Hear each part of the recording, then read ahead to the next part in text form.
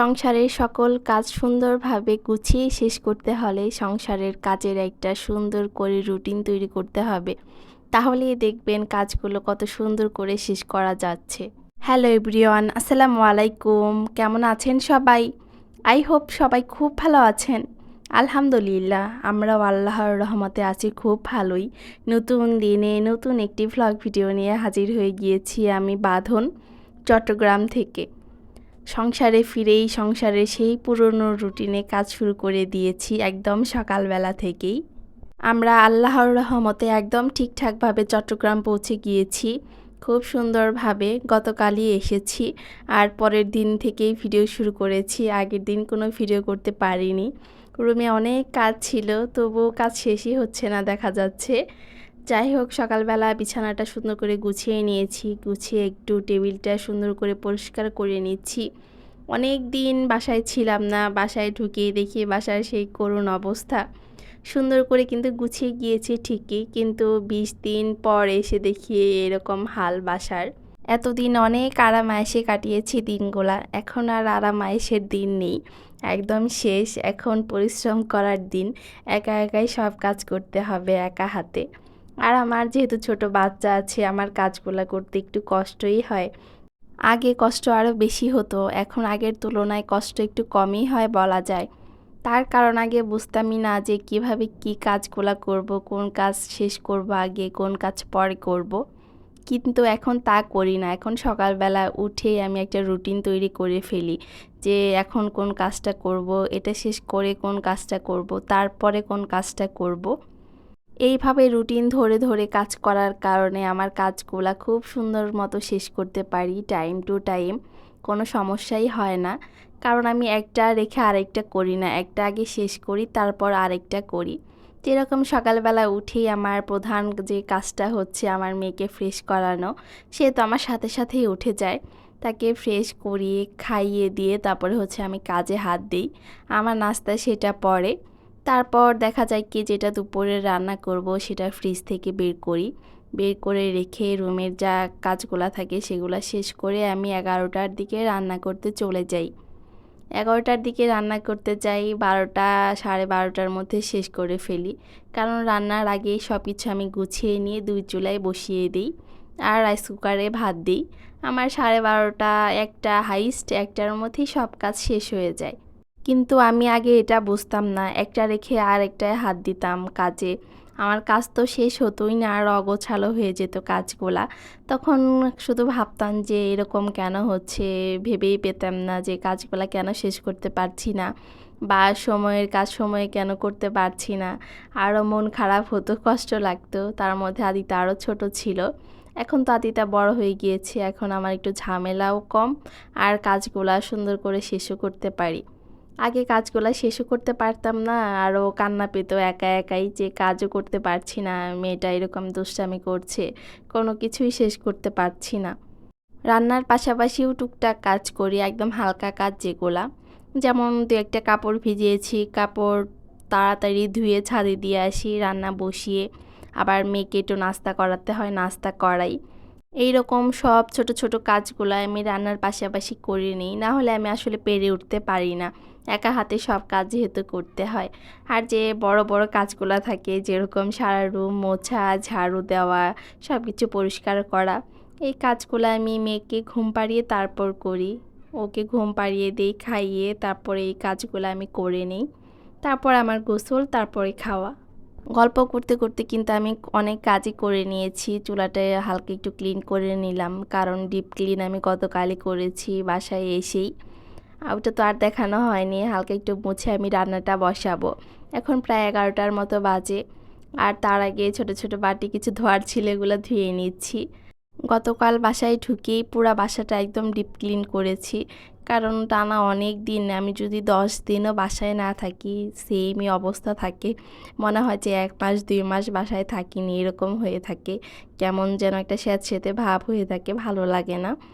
আমরা কিন্তু প্রায় 18 দিন 19 দিনের মতো ছিলাম, প্রায় অনেকটা দিন, প্রায় 1 মাসের কাছাকাছি বলা যায়। বাসার অবস্থা দেখে কষ্ট লাগে, কাজগুলো কিভাবে করতে হয় কষ্ট করে। বাসা কিন্তু গুছিয়েই যাই যাওয়ার সময়, তবুও বাসায় ঢুকেই অনেক কাজই করতে হয়। পুরা বাসাটাই ডিপ ক্লিন করতে হয়, না হলে ভালো লাগে না। আর এই তো আজকে দুপুর রান্না হবে মোরগের মাংস, তারপর হচ্ছে এই ছোটো মাছগুলো এনেছিলাম, এগুলো কিন্তু দেখিয়েছিলাম। এগুলো আজকে রান্না করব ধুন্দুল দিয়ে, আর মুরগের মাংস রান্না করব হচ্ছে কয়েকটা আলু দিয়ে। এটা আজকে দুপুরে রান্না বান্না এগুলাই।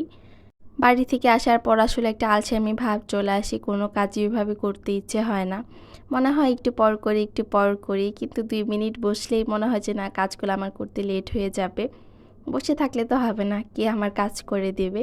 তাই দৌড়ে উঠে আবার কাজগুলো শুরু করি, এরকম হচ্ছে। বাড়িতে কিন্তু ছিলাম, ওরকম কোনো রান্না বান্না করতে হয়নি, কোনো কাজই করতে হয়নি। ঘুরেছি ফিরেছি খেয়েছি এরকম।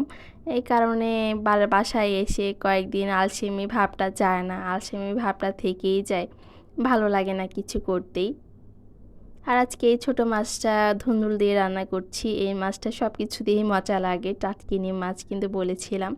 অনেকে হয়তো বা বলবে যেটা বাটা মাছের পোনা, কিন্তু না, এই মাছটা আলাদা, এই মাছটা ভীষণ মজার মাছ। এটা স্বাদ বাটা মাছের থেকেও বেশি ভালো লাগে। আর এদিকে মাংসটা আমি ধুয়ে নিচ্ছি, ধুয়ে তারপর হচ্ছে ছোটো মাছটা তো হতে টাইম লাগবে না, মাংসটা বসিয়ে দিব।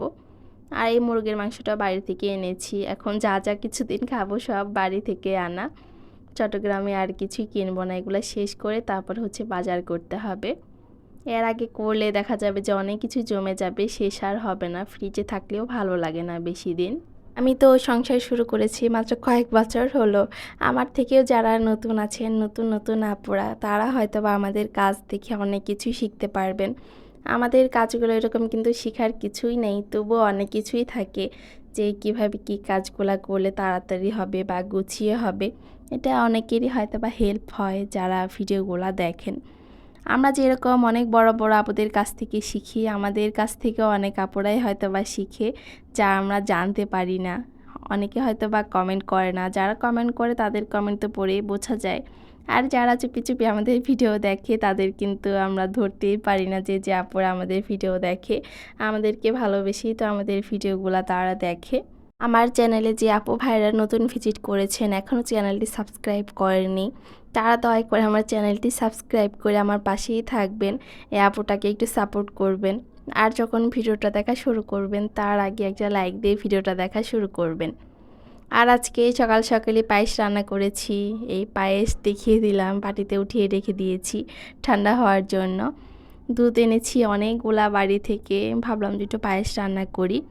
আর আমার মামাতো ভাই আসবে ফ্রিজের কিছু জিনিস নিতে, ভাবলাম যে ওকে তো খাইয়েই দিব, তাই হালকা কিছু রান্না করছি। মামি বাড়ি থেকে আসার সময় ফ্রিজের কিছু জিনিস আমাদের কাছে দিয়ে দিয়েছিল, ওগুলা নিতেই আসবে।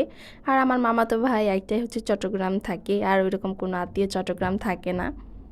এই তো মুরগির মাংসটা রান্না করে নিচ্ছি, সুন্দর করে কষানোর পর কয়েকটা আলু দিয়ে দিব, আলু ছাড়া তো ভালোই লাগে না। আর আমার আম্মা মুরগির মাংস রান্না করার সব সময় দেখা যায় কি আলুটা সিদ্ধ করে দেয়। আমি আজকে আর আলুটা সিদ্ধ করে দিব না, এইভাবেই কাঁচা কেটে দিব। আলুটা সিদ্ধ করে দিলে নাকি অনেক মজা হয়, ওইভাবেই রান্না করে আমার সব সময়। আর মোরগ এই মাংসটা দিয়ে দেওয়ার সময় বলেছিল আমি যাতে এইভাবেই রান্না করি, কিন্তু হাতে সময় নেই, আমি তাড়াহুড়া করে রান্নাটা করে নিচ্ছি। রান্নাটা সুন্দর করে গুছিয়ে বসাতেও কিন্তু একটু সময়ের ব্যাপার, সময় লাগে। তাই ওইভাবে আর আলুটা সিদ্ধ করা হয়নি আগে, ওইটা আমার মনেই ছিল না। ভাতটা একটু পরে বসাবো রাইস কুকারে। সকালবেলা উঠতে উঠতে একটু লেট হয়ে যায়, কারণ সারা রাত জার্নি করে আসার পর সকালবেলা মনে হয় ঘুমই ভাঙে না। সারা রাতের জার্নি কিন্তু ঘুম কিন্তু একদমই হয় না আমার, কারণ আদিতা কোলে থাকে। আদিতাকে কোলে নিয়ে তো আর ঘুমানো যায় না, আর জার্নি করলে আমার এরকম ঘুমই হয় না। অনেকে দেখি সুন্দর ঘুমায়, আমি বাসে ওইভাবে ঘুমাতে পারি না, আমার কাছে একটুও ভালো লাগে না। আর সারাদিন তো কাজ করতেই চলে যায়, একদম রুম গোছ কাজ করা থেকে শুরু করে ক্লিন করা। দিনে তো শুতেই পারি না, রাতে একটু ঘুমাই, আর পরের দিন সকালবেলা আমার ঘুম ভাঙতে চায় না। আর সকালবেলার ঘুম আমার এমনিই প্রিয়, খুবই প্রিয়। আর তো জার্নি করে আসার পর তো এটা আর বলার বাহিরে, ওটা তো কথাই নেই। আমার অর্ধেক রান্না প্রায় শেষ, তারপর শাক ভাজি করব, একটা মাছ ভাজি করব। এদিকে তার আগে রুমের কাজগুলো একটু গুছিয়ে নিচ্ছি, কারণ রান্না যেহেতু বসিয়ে দিয়েছি এখন হয়ে যাবে, সময় লাগবে না। এদিকে আমি বেডটা একটু সুন্দর করে মুছে নিচ্ছি, তারপর হচ্ছে রুম মুছতে হবে, অনেক কাজ। মেয়েকে গোসল করাতে হবে, তাকে খাওয়াতে হবে, ঘুম পাড়াতে হবে।